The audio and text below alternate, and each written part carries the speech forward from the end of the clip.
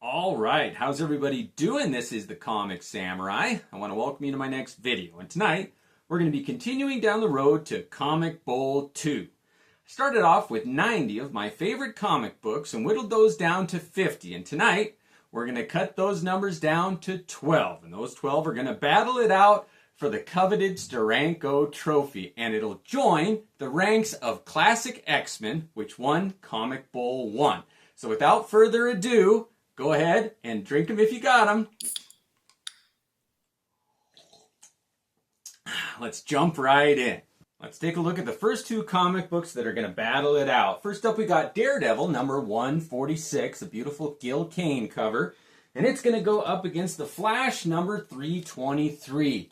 Flash versus Reverse Flash. I always like when those two go head to head. Let's take a look here. What have we got? Oh, these are two great comic book covers. Look at how the color scheme is similar with the red and the orange, the black in the background, and that one. What a beautiful black cover there.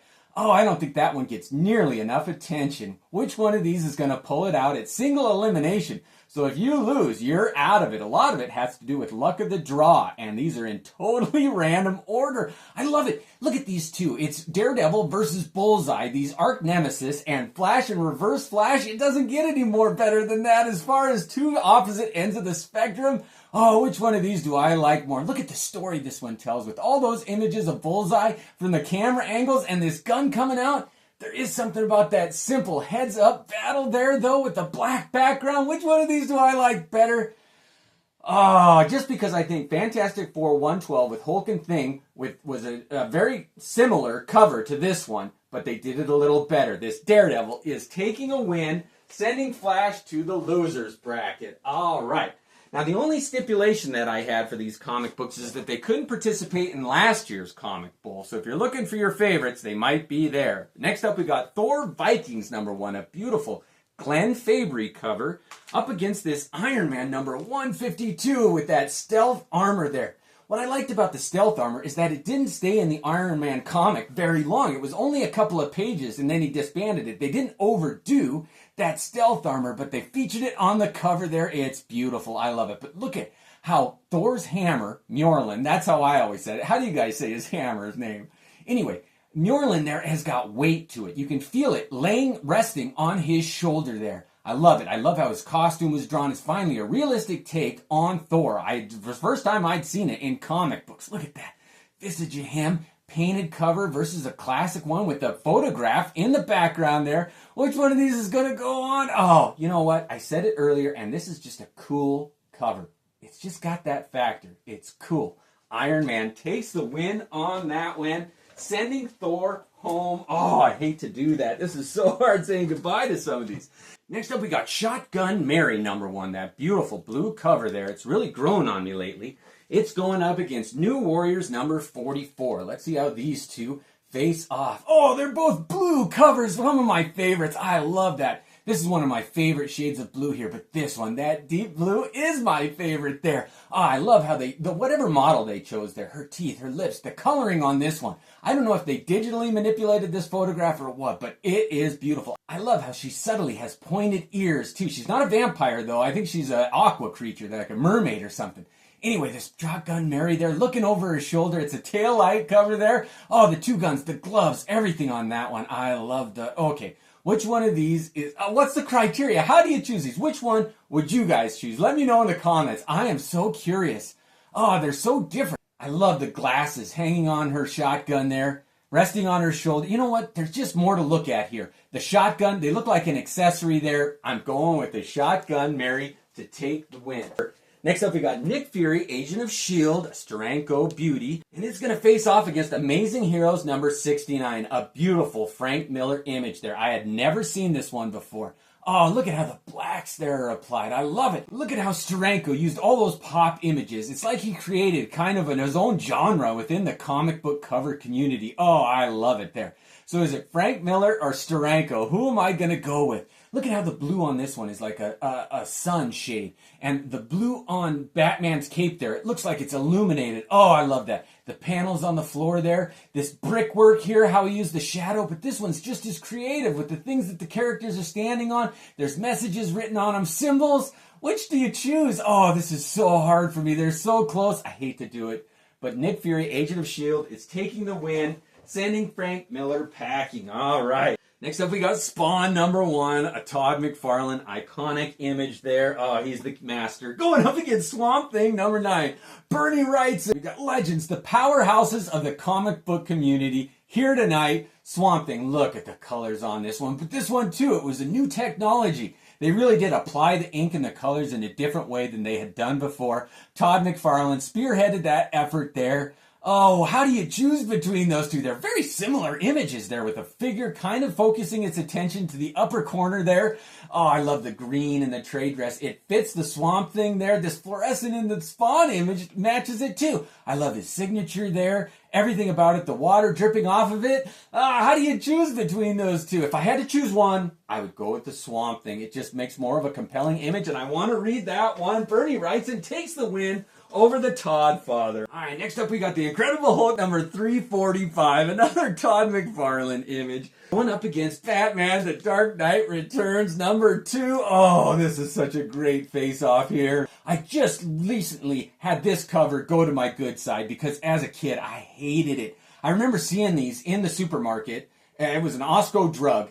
And they had all 4 of them there, and those covers were so different than anything I'd seen before. I was like, this is a Batman comic. It turned me off. It was too different, too adult. I did not like the take on it, but over time, I read it. I fell in love with this image. But then again, The Incredible Hulk, this is when I started noticing Todd McFarlane's work. He revolutionized the look of the gray behemoth there. Look at how he's interacting with the trade dress, and yet Frank Miller played with the entire edge, the boundary of the comic book. He pushed the envelope unlike anything I had seen before. I love the purples on this one, the brown, the muddiness. Lynn Varley, sometimes her colors, yeah, I gotta say, I like the purple background on that one better. And Todd McFarlane is pulling out a win on this one, sending the Dark Knight home. Oh, that hurts. Next up, we got the Avengers #363, a beautiful embossed cover. Oh, look at how the light's catching that one just right. Going against the Incredible Hulk #209.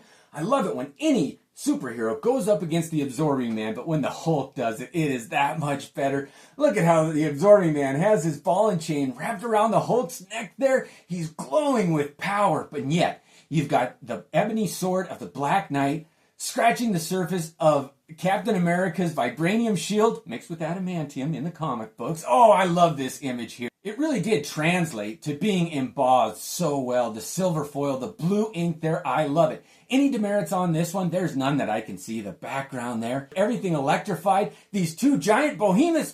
The one thing. Why do they always draw the Absorbing Man with that scale like he's this huge giant? He doesn't really change his size that much. Yeah, it's a little misleading, and for that reason, the Hulk takes its first loss, but it drops out of the competition. Oh, that hurt.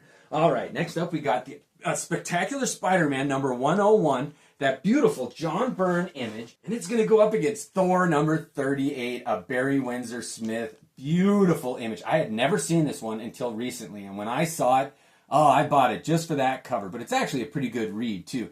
Spider-Man, I can't say the same about that. Although, it was okay. So, we've got these 2 going up against each other here. Oh, this is such a unique image. But so, look at how this one was hand-drawn. They could have just used like a computer-generated image or something there. But it looks like Barry Windsor Smith drew all those lines and colored him himself there. Oh, this is so hard. But because this one, they filled in the lines there where they could have just used implied lines. Yeah, I've got to say, Barry Windsor Smith takes the win on this one, sending John Byrne packing. All right, this is so much fun. Next up, we got Fantastic Four #310. And before we see what the thing's going to go up against, let's go ahead and drink them if you got them. And the thing is going to face Satana #2. Oh, both of these have beautiful blue eyes there. Look at that. They are a little blue. I remember looking at that. And look at how hers just blazes there in the darkness. I love her fingernails painted black, that top hat there. This really is an underrated image there. But so is this one. I usually don't like those Synod images, but this one just sticks with me. I love the thing in his spiky form. And this was the clearest interpretation of that. You can really feel the texture on all of those rocks there. I love that little string that they always do in an opening mouth there. It's like, oh, when somebody's caught off guard or something. Oh, I love this one. Oh, I just noticed the coloring in there. I didn't really like that one. Why they didn't use the spiky thing right there in the thumbnail? Oh, I hate to do it. I'm handing the thing a loss. He's taking a fall, and Zatanna takes the win. Magic versus Braun, I guess. Who wins in that one? Magic. Next up, we got Alien Worlds #1. That Chiodo cover going up against Iron Fist #15. Dave Cockrum, the X-Men, guest starring in Iron Fist there. Oh, I love that image of Wolverine in Fang's costume. The only time he made a cover appearance. Colossus taking a hit from Iron Fist. And we got, a tail light cover there. The atmosphere in this one. The coloring, I love it. This is the old style coloring versus a newer, more mixed painting type cover there. Oh, what's it going to be here? You know what? Just because I don't know the characters here. It's a fantasy thing, and I like that. But I'm a comic book guy. I like my comic book superheroes, and for that reason, Iron Fist is taking the win. That means that Alien Worlds Chiodo falls to a loss. Next up, we got Spider-Man #592. That strange homage to a Dolly image going up against Shanna the She-Devil #4. A Frank Cho cover there. Oh, these two are so great. This abstract one here, I've noticed so much about it, how the background mixes with the foreground. Look at all the stilts that are going off in other places that they shouldn't. This Mask of Wolverine and that egg there. I'd never noticed that. And that maple leaf. Because he's Canadian, there are so many things. But this one, if you want just a cheesecake cover, a nice headlights cover, she's holding that rifle in a suggestive way. The little dinosaurs there. I love when Cho plays with those images there. The orange in the title there. What are the demerits? How do you choose between those two? It's like apples and oranges, but if I had to choose one, you know what? I'd want to read this one just because it looks a little more linear. When things get abstract, it seems like it'd be a Grant Morrison story where I'm lost, and I hate that feeling. So Shanna the She-Devil takes a win over Spider-Man. Oh, that's a tough one. Although, why they put Wolverine on a Spider-Man cover? That's a weird one. All right, next up we got the Incredible Hulk #393, that beautiful Dale Keown image. Oh, look at how the foil just glows on that one. I love a good gimmick cover. Going up against the Astonishing X-Men #2, that beautiful blue. Oh, that would have been a good heads up if this one would have went against that New Warriors with the photograph cover. But this one, green versus blue, you got... Look at how Cyclops' optic blast is burning through Emma Frost's fingers there. But she's covering his eyes, and that's just a symbol of blinding somebody there. I love that. And look at the expression on her face. It is not welcoming at all. She's got evil intentions there, maybe. Who knows with Emma Frost. But the Hulk here, an homage to the Incredible Hulk #1. I love that. Even that rocket going up on the side there, the question mark type. Love this one. Dale Keown. I love seeing his take on the transformation of Bruce Banner into the Hulk there, these figures cowering there. Oh, what's not to like on either of these? I keep looking for something negative to say about either of them, and I can't. I love everything about it.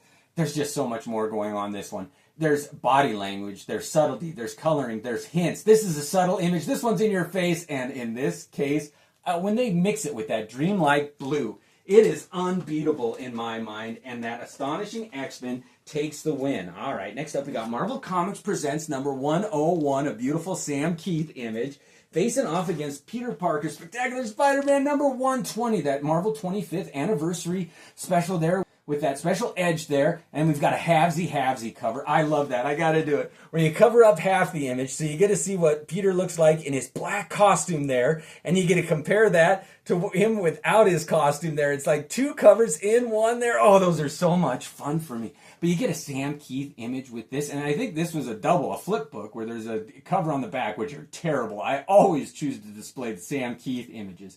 But we've got Nightcrawler here perched on that little branch there. All his weight on that little teeny twig and his tail wrapped around it there. Wolverine burying his claws there. Something about the way that he drew Wolverine's costume there. I don't like when they get so exaggerated in some of the things there, like his shoulder blades there. Yeah, shoot.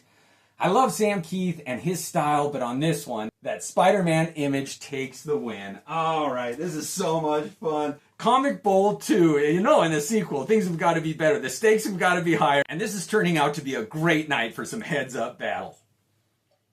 Next up, we got Ghost Rider #12, that World War Hulk storyline there, where you've got an image of the Ghost Rider on the Hulk's back versus Justice League #12, Jim Lee. Wonder Woman, Superman kissing on the cover there. My first instinct is that this one's going to blow that one out of the water. But let's take a closer look. Oh, look at that. I like a close-up image where you get to see the details of the Hulk, his tongue, his teeth, everything there with Ghost Rider blazing the skull, illuminated from the inside. There is a lot going on in that World War Hulk comic book. I really like that. You get to see close-up of the leather, the spikes on his armlet there. And yet here, you get that tender moment of Wonder Woman and Superman sharing a moment. Oh, I love that. It's a bondage cover too. Wonder Woman has got her lasso wrapped around the Man of Steel there. Oh, I love that. Look at how her leg is raised. That's just a subtle cue. And the sunset, look at how the sun is just glowing behind that cloud there. I hate to say it, but anybody who goes up against Jim Lee is going to have their work cut out for him. And tonight, the Ghost Rider falls a little bit short. And Jim Lee takes a win, sending that Ghost Rider home. All right, next up we got Captain America #7. Another Jim Lee comic cover here, going up against, classic X-Men #39 that has Jim Lee's second ever work on the X-Men in the back of this comic book. These are both great ones. I only found out about this one recently and started loving on it again. I love how the lines to the parachute are drawn there. This is such a great team up here. Oh, I love the dark blacks here. I love the background, the details that Jim Lee puts in all of his work, but this Stephen Lytle cover here. Something about Wolverine facing off all those characters, a solo series, plus the new Jim Lee stuff in the back. Yeah, I gotta say, this one has everything that this one has, plus more. This classic X-Men takes the win, sending Captain America home. All right. Next up, we got the Shadow #1, a Mike Kaluta beauty here. I love this one. So underrated. Going up against Vampirella, a Scarlet Thirst. This is a Dave Stevens cover here. Now, I wasn't a huge fan of his as a kid, but as I grew up, I really started appreciating his work. Look at the boots on Vampirella there. It's a beautiful cover, white background. I am a sucker for those. Going up against the Shadow, the perspective there, the guns, the scarf blowing in the wind there, the hat, the nose. It's hard to make the Shadow look heroic. I didn't really like Alec Baldwin's take on it, and sometimes he's drawn so creepy, but Kaluta drew such a great image there. This is such a hard call. This is another one. I want to know what your opinion is on this one. Which cover would you choose here? It's so hard for me not to go with Dave Stevens, but this Kaluta image, it doesn't get nearly enough attention. I want to sing its praises, and this Shadow takes the win for that reason. Oh, I love that cover. All right, next up we got Green Arrow #89, one of the most underrated covers of all time in my opinion. I love the perspective on that. Going up against Exo Manowar #14, another one that I think is just so underrated. Bart Sears did a great image there with the Exo Manowar armor, Turok, Dinosaur Hunter there, the background. Look at how the subtlety of these pink lines make the face of a dinosaur. I had never noticed that before, and it is beautiful. But in this one, all those rays coming in from the side, if they're gunshots or what, but I love that when things come from the edges, the clouds, the windows, the broken concrete on the bottom, these buildings in the background there, the blue sky, these both have so much going for them. Oh, I love them. This is another one. I'd love to know what your opinion is. It's getting harder and harder as we go on, but if I had to pick one, I'd have to say I want to see the story in this Green Arrow one. That is the epitome of a superhero action shot. I just love that one. And Green Arrow takes a win. All right, next up we got Superman #203, a beautiful Michael Turner image. Gonna go battle with, another Michael Turner, Soulfire #5. Rarely do I like to see the same artist go up to have to eliminate one of his works, but that's how it goes. Luck of the draw. There was absolutely no order. I shuffled them, and this is what we got. Michael Turner, Superman on this one.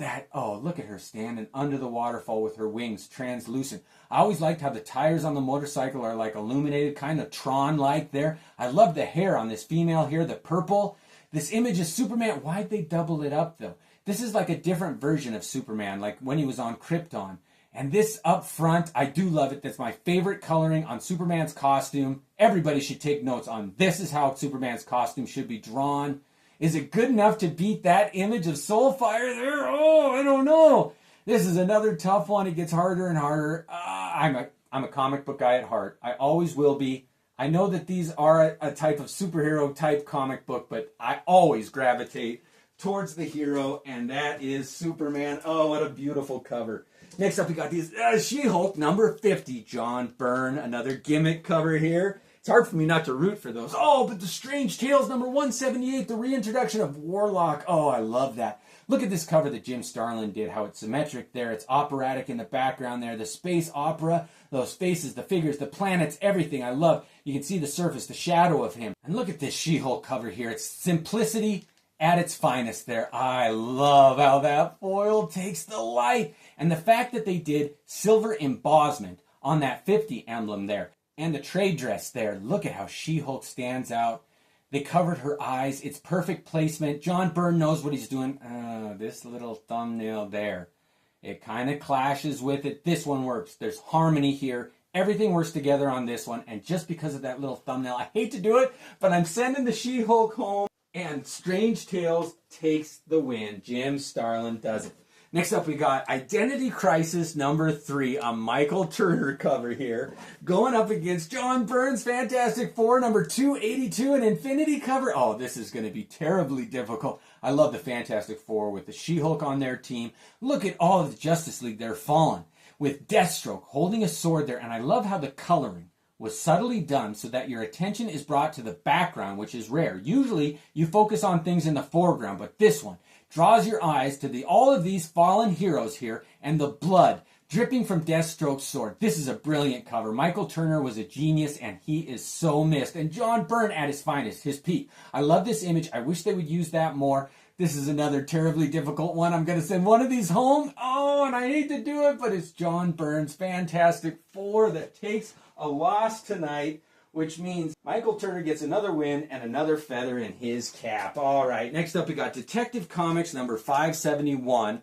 Beautiful Alan Davis image, my favorite of his and the Scarecrow, going up against the Amazing Spider-Man number 303. Todd McFarlane makes another appearance here. All right, let's take a look at these two images here. The Scarecrow looming over Batman with Robin in his clutches there. The giant figure, that big hand. I'm a sucker for hand covers. This is another hand one. Oh, I couldn't have picked a better matchup if I'd have tried. The hand of Sandman, that block there. Look at the spaghetti webbing of Todd McFarlane there. This is an underrated image. I think it's one of the best in his run, if not the best. I'm handing it the win. I'm making the call right now. I'm so sorry, Alan Davis. This is a magical, beautiful cover. But this one is just so underrated. Spider-Man takes the win, sends Alan Davis home. Oh, heartbreaking. Next up, we got Moon Knight number 56. Stephen Platt, one of my favorite images of all time, going up against The Dark Knight Returns number 1. Oh no, one of these is going to go home. I was hoping that neither of these two would match up because against really strong opponents, because I didn't want to see either of these going home, and one of these is walking away from Comic Bowl 2 right now. Which one am I sending home? Oh crap, this is always in my top 10. I love it, although Frank Miller's recent work taints it so bad. And the fact that Stephen Platt walked away at the height of his popularity, I'm going to call it, and I'm going to say Moon Knight takes the win over The Dark Knight. Oh, that is the most surprising one we've had yet. Dark Knight takes a loss. Moon Knight conquers. Oh, that's crazy. All right, only a handful left in this first round. Next up, we got Wolverine, number 67, a beautiful text image, going up against Iron Man, number 100. All right, I got to wet my whistle here. Let's look at these two images here. Tex era. Wolverine front and center. This is my go-to Tex image. Oh, boy. There better be a demerit on Iron Man because this Wolverine definitely has one. That image of Wolverine, I do not like. Oh, crap. I've never noticed that before. This Iron Man one, the 100. When they use text, I love that. He's breaking the iron girder there. Nothing wrong with that thumbnail. I love the trade dress. Tex takes a hit. Dang it. I was hoping he'd go further, but Tex falls. And Bob Layton triumphs. All right. Next up, we got Dark Horse Presents number 53. Got a beautiful Frank Miller image. Going up against Prophet number 9. Another Stephen Platt image here. All right. Which way are we going to go? Okay. This is another Frank Miller, Stephen Platt heads up battle here. We've got Goldie smoking here. I love these images. We've got Marv here. Oh, that cat. Oh, crap. And that image there, shoot. This comic had a bunch of other stories in it, and they tried to push them on you there. This image of Platt is perfection.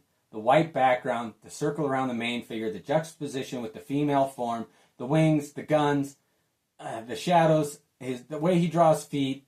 I love everything about this one. Dark Horse Presents, falls. Oh, that is so hard. I hate doing that. All right, but that's the way it goes. You never know. A lot of it's luck of the draw. All right, our last battle in this round is Wolverine number 2. one of the funniest perfection humor covers I've ever seen. Against Doctor Strange number 50, I don't want either one of these to go home tonight either. Oh no, I love this cover. Look at how the sparkles. I hope I can capture it, how it moves, because no other comic gets you to pick it up and move it around and hold it and open it like this one. It is like holding a magician's wand there. Something magical on this cover. And yet this one. Look at the humor of that bullet trail there. And it continues across Wolverine's chest. They got his book. They got his beverage. I love just like he was lazing around. This is how Wolverine relaxes. Like shoes off, the way they drew those pants. It's like he's a man's man reading a book, having a beer, and somebody just shoots it. And look at the expression on his face. He's like, now I gotta go teach those foolish fuckers a lesson. Oh, I love both of these. Okay, I seriously, pause the video now and let me know which one you would choose, because this is terribly difficult for me. This is the hardest one. It's the last one in this round. Perfection. All right, what's it come down to? Which one you save? Which do you like best? Which one do you want to read more?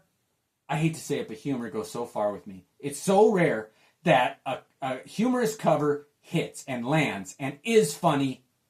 It's so rare that a gimmick, though. This is one of my favorites. Okay, this is one of my favorites, but this is my favorite funny cover, humorous, and Wolverine takes the win against magical Doctor Strange cover. All right, well, I'll get these reset, and we'll continue it on. All right, we're reset. Let's go ahead and continue the heads-up battles. We got Iron Fist number 15 next, that beautiful Cockrum cover, going up against Thor number 38, Barry Windsor Smith. All right, two masters of their craft going up. Go ahead and drink them if you got them.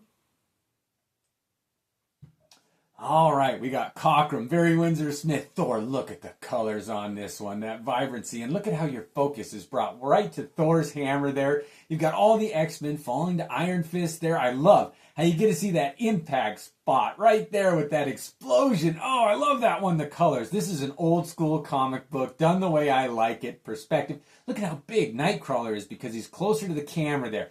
This one, oh, I love that it's not just a symmetric, same computer-driven image there, but it looks like Barry Windsor Smith drew each one of those diamonds by hand and colored them by hand. Oh, which one? Okay, the only thing I never liked was the green and the purple in the trade dress there, and this image kind of clashes. This is one that I almost wanted to be a Virgin cover. This Iron Fist takes the win and beats Thor. Oh, I can't believe that is what's going on. Who would have thought that one? All right, next up we got Superman number 203, that beautiful Michael Turner cover there. Going up against Iron Man number 100, that Bob Layton beauty there. Oh, both of these I just love. Iron Man versus Superman. What a great team up again. Oh, the Fates are really with us tonight, giving us some good matchups there. There's more characters on this one. That's a bonus, but sometimes you just want that one central figure that gets the point across. Yes, this one is a little confusing. You don't know which Superman is which. Is this a bad version of Superman? And who are these people here? Who's this person here? It's all right there. Iron Man is the star of the show. He commands your attention, and Iron Man takes the win on that one, beating the Man of Steel. Iron versus Steel. All right, so we had 25 left, which means there's an odd man out. I'm going to randomly grab a comic from this stack, and it's going to get a bye and go into the win column. Okay, so Shotgun Mary got a bye, and it will be in the winner's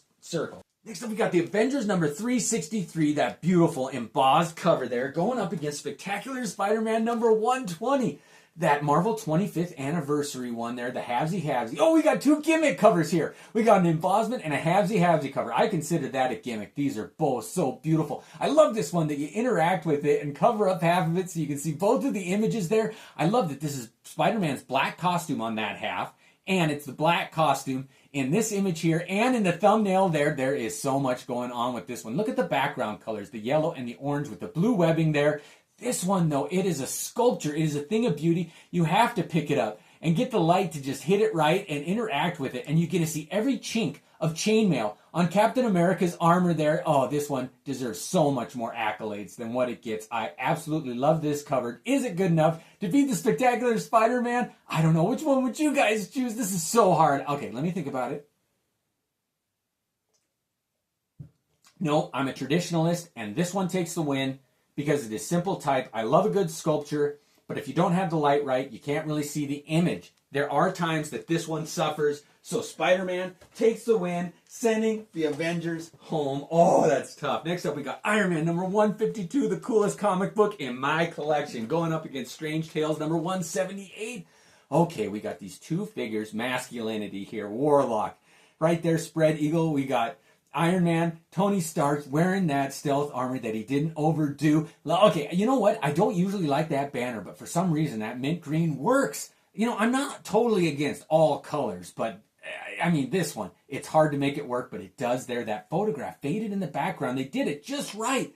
This one too, though, it's iconic. The only thing is, I'm not exactly sure who this character is here. If it would have been Gamora or something like that. Yeah, and when they do the planets like this, it's kind of a trope that I don't like. I love the sparkle effects, kind of Kirby effects around his figure. But Iron Man is taking the win on this one, handing Warlock a loss. Oh, this is so much fun. Next up, we got Justice League number 12. That classic Jim Lee image of Wonder Woman and Superman sharing a moment. Up against Wolverine number 2, the funniest comic book cover I've ever seen. Okay, so this one is it romance that I want or is it humor? Oh, I gotta say, I've always gravitated toward humor, but does this one redeem itself with all of the imagery that Jim Lee used? If he used all of his power, his know-how, is this the best he could have come? No, it's a little, well, you got a sunset in the background. No other symbol of love than the sun there. It's eternal, it's hard to beat, but Wolverine does it. I'm a sucker for Wolverine, and when Wolverine's done right, no other hero will beat him, and this is Wolverine at his finest. He takes the W, handing the Justice League their loss. Next up, we got the Incredible Hulk number 345, that beautiful Todd McFarlane image. I love that one. Going up against Prophet number 9. Oh, we got Stephen Platt versus Todd McFarlane. It's like, oh, now the student has become the master. Or is it? Let's see which one wins. Oh, Stephen Platt, look at how he drew that back there. It is unlike it in that feminine form, the thinness of it, just compared to the stocky, huge build of Prophet with that circle behind it. But look at how the Hulk is interacting with the title there. He's like pulling the letters apart from each other, and the Incredible is laying on the floor there. There's a little bit of humor in this one, and therefore Todd McFarlane pulls out the win. Yep, I'm handing it to the Incredible Hulk. The strongest there is continues to move up. Next up, we got Swamp Thing number 9. Now, each one of these winners is probably going to the Comic Bowl. There's going to be one final elimination for all these winners, but oh man, Amazing Spider-Man number 303 is next, the most underrated Todd McFarlane. In that run, we got Bernie Wrightson versus Todd McFarlane. Now, Todd just had a win. I'm not going to let that intrude on my opinion here. Which one of these is the better cover? You know what? The background of these buildings, they work. They're simple there. And they do work in this one. I usually don't like it when they're just shapes, but that does work there. It doesn't draw your attention away from the spaghetti webbings there. Sandman, Silver Sable. Oh, you know what? She leaves such a bad taste in my mouth for some reason that I can't let this one beat out Bernie Wrightson because this is a perfect cover there. Even the 20 cents there in the circle, and balanced by the DC logo there. It's symmetric in its own way. I love that one. Todd McFarlane loses this round, and Bernie Wrightson takes a win. Identity Crisis number 3. Michael Turner cover is next. Going up against Classic X-Men number 39. Stephen Lytle. Okay, now, this is getting so good. I'm almost nervous for these comic books. I don't want any of them to go home. But we've got that Deathstroke and his bloody sword there in the foreground. I love when there's defined layers in a comic book. And you've got a foreground, a midground, and a background. And it's clear. They colored it and inked it right. This one, the background, you've only got a foreground and a background on this one, but that doesn't matter. You've got Wolverine doing what he does best on the cover there. Oh, I love this one. The layout of it, even his signature in that weird polygon that he's got there. I love it. The image of the Phoenix in the trade dress there. The Identity Crisis, I don't mind that. I don't love it, though. And because I don't, I'm giving this Identity Crisis a loss, and this Classic X-Men is almost a perfect cover, and it takes a win. All right, next up we got the Shadow number 1, that Mike Kaluta beautiful cover, and it's going to be facing off against Nick Fury, Agent of S.H.I.E.L.D. number 1, that Steranko, just perfection in a comic book cover. It is beautiful. All right, which one of these is going to take the win? Steranko, pop art, Kaluta, classic, that coloring, the wash. They could have just done flat, light blue, but look at how it gets subtly a little lighter towards the bottom. So does this one. It starts out black, purple, blue, white. It's got even more depth to the coloring there. All this type on these boxes here. You know what? These boxes, though, Why did he choose that shape? It's like building blocks. Is there a symbol there? I never made that connection. Everything hits on all cylinders on this one, and Kaluta pulls out a win with the shadow. Oh, that is unbelievable. Next up, we got Daredevil number 146, that beautiful Gil Kane image, versus Bullseye, up against Shanna the She-Devil, number 4, a Frank Cho image that is just beauty personified. Well, beauty summed up, let's say that. On the cover of a comic book, I love her bikini, I love the dinosaurs, I love her rifle, I love her stance, the shadow, the muscles in her legs, the trade dress. We've got, a beautiful trade dress there.